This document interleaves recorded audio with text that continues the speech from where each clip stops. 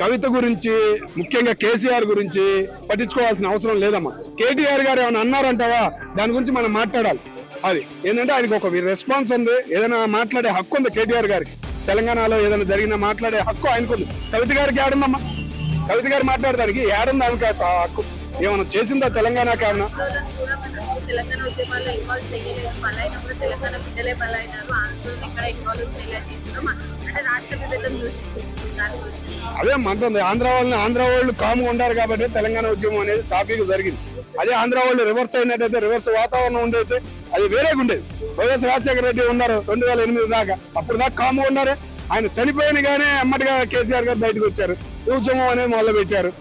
ఇక్కడ ఉన్న గురువులు అయిపోయారు, మహాగురువులు అయిపోయారు, విద్యార్థుల్ని రెచ్చగొట్టారు. ఒక రకంగా ఉద్యమం అనేది వేరే విధానంగా వెళ్ళింది. దానివల్ల ఇబ్బంది పడ్డారు చాలా మంది. కానీ ఆ విద్యార్థులకి ఈ 9 సంవత్సరాల్లో ఏం చేశారు అని చాలా మంది బాధపడుతున్నారు. ఒక ఉద్యమం అనేది వచ్చింది, ఒక విద్యార్థి నుంచి వచ్చింది, ఒక గురువు నుంచి వచ్చింది. ఆ గురువే ఈనాడు ప్రశ్నించలేకపోతున్నాడు, ఆ విద్యార్థి అనేవాడు ఇంకా బాధపడుతున్నాడు. ఆ నిరుపేదరికం అనేది కనపడుతుంది. హైదరాబాద్ 60 సంవత్సరాల ఆంధ్రుల కష్టం, తెలుగు వారి కష్టం హైదరాబాద్ ఉన్నగా కూడా ఇంకా బాధపడుతున్నారు. మళ్ళీ కాంగ్రెస్ గవర్నమెంటే వచ్చింది. కానీ ఏంటంటే టీడీపీ శిష్యుడు ఉన్న పెద్దల్లో, కాంగ్రెస్ పెద్దల్లో ఉన్న వాళ్ళందరూ టీడీపీ శిష్యులు ఉన్నారు. టీడీపీ పార్టీ నుంచి వచ్చిన పెద్ద శిష్యులు ఉన్నారు కాబట్టి వాతావరణం అనేది కొద్దిగా సైలెంట్ గా ఉంది.